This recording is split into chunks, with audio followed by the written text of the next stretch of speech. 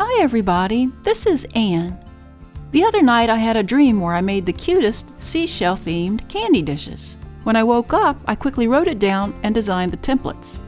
In the process, I also gave myself a challenge to make the templates so they only required simple folds and seams, so even the most beginner potters could succeed.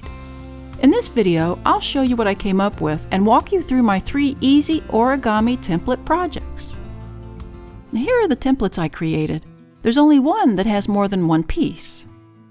You can see from their shape that basically simple folds will transform these from flat to 3-dimensional.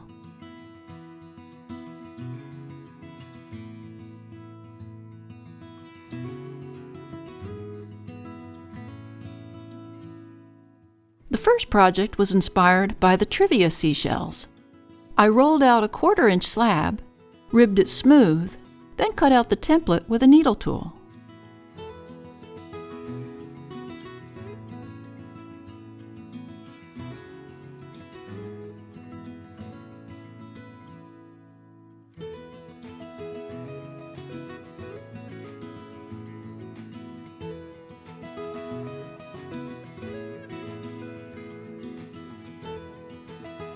Before I do any folding, I took some scrap clay and rolled out a thin coil so I'll have it ready to work into the joints once I make my attachments.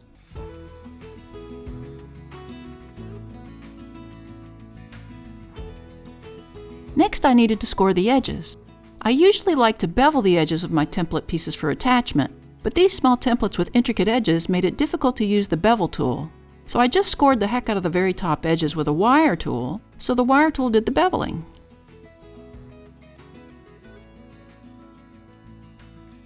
I scored all the inner edges, leaving the 2 outer edges untouched.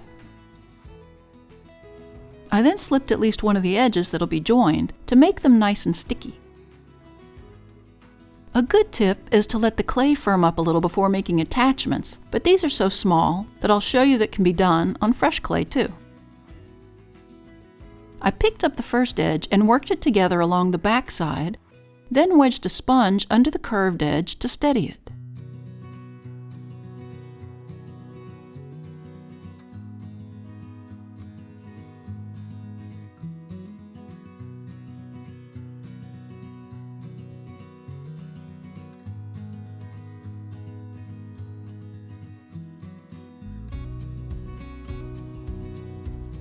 I used a paintbrush along the inner edge to seal and smooth it.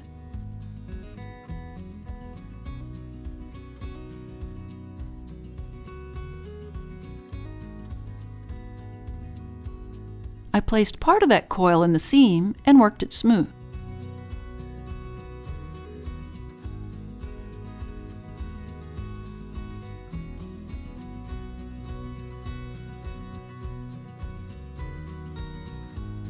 I repeated the same thing on the other side.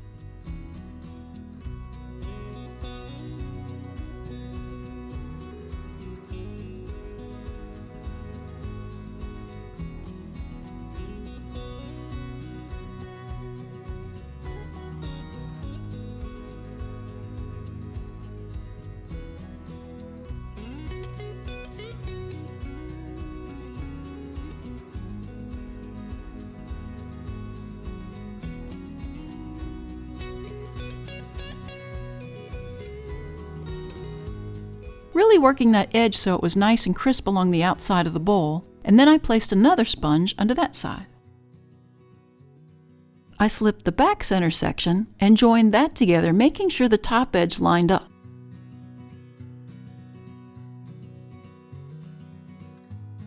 As you can see, my edge had stretched out a bit, so I pushed it back downward to line it up correctly.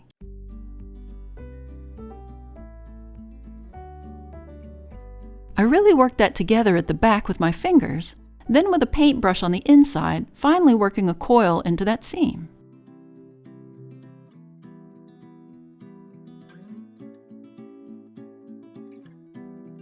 I repeated the same steps for the last seams along the front of the shell, really making sure the edges are nice and crisp.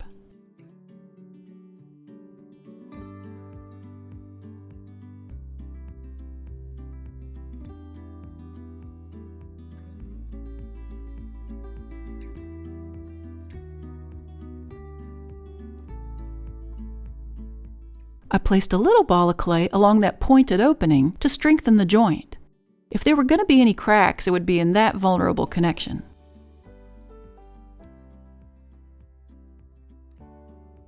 I used a paintbrush to seal the inner edges, then worked a coil into that seam.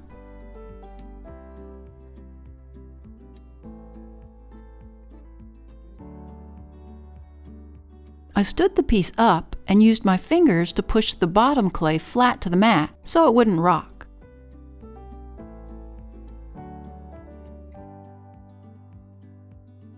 I softened and rounded the edges with my fingers.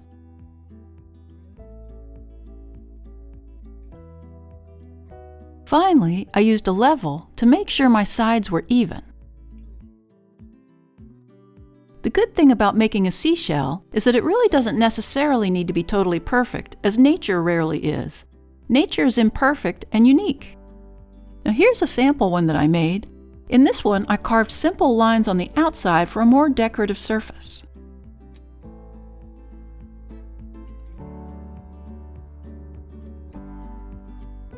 The second bowl is inspired by clam seashells. Again, I rolled a slab and traced out the templates with a needle tool.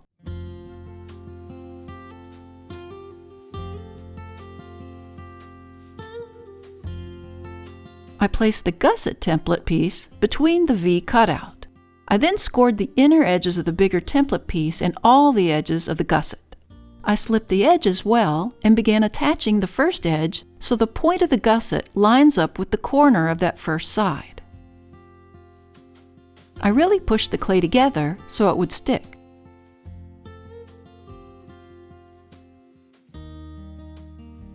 I used a paintbrush to seal the seam from the inside.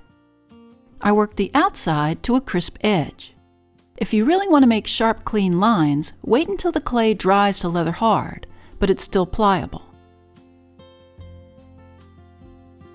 I worked a coil into the inner edge.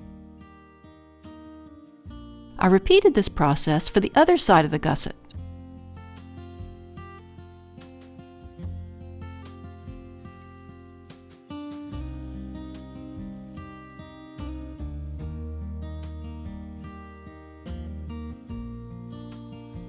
A good tip is to turn the bowl over and work the two edges around the gusset so they're even.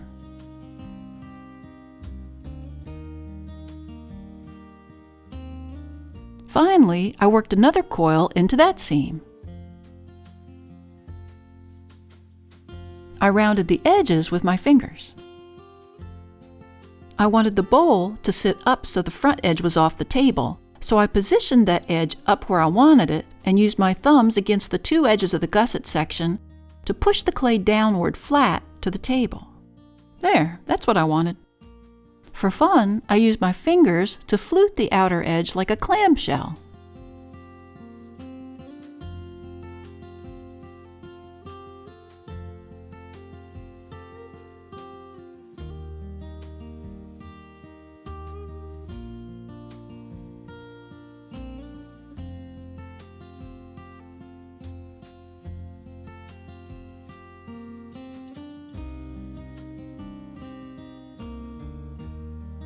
That is so cute! Now here's a sample of that bowl. Again, I carved simple lines on the outside and used a bright color on the inside.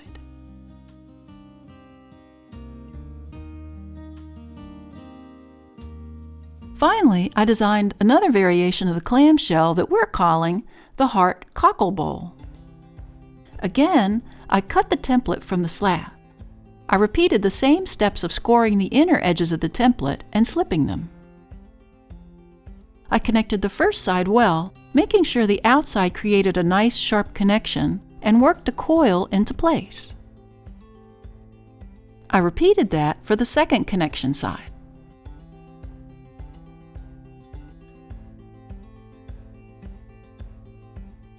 I then connected the center, just like the first two sides.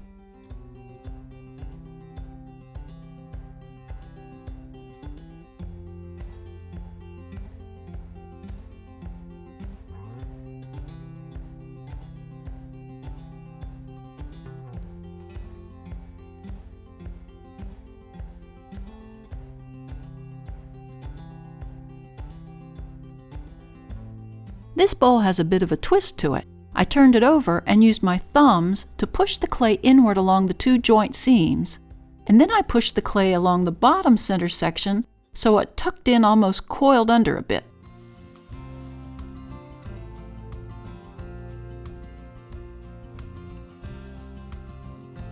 I still work those edges so they're nice and crisp.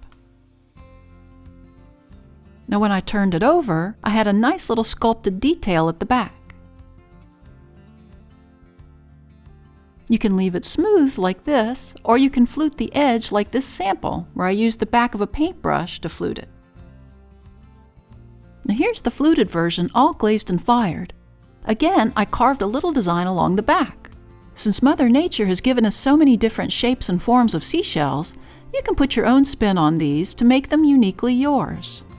Thanks to the newest members of our Little Street Pottery Research Facility team. If you'd like to join the team and earn a title, click on the Super Thanks button or the link to buy me a coffee. It also really helps us out if you hit that like button and subscribe to our channel. See you next time in the studio.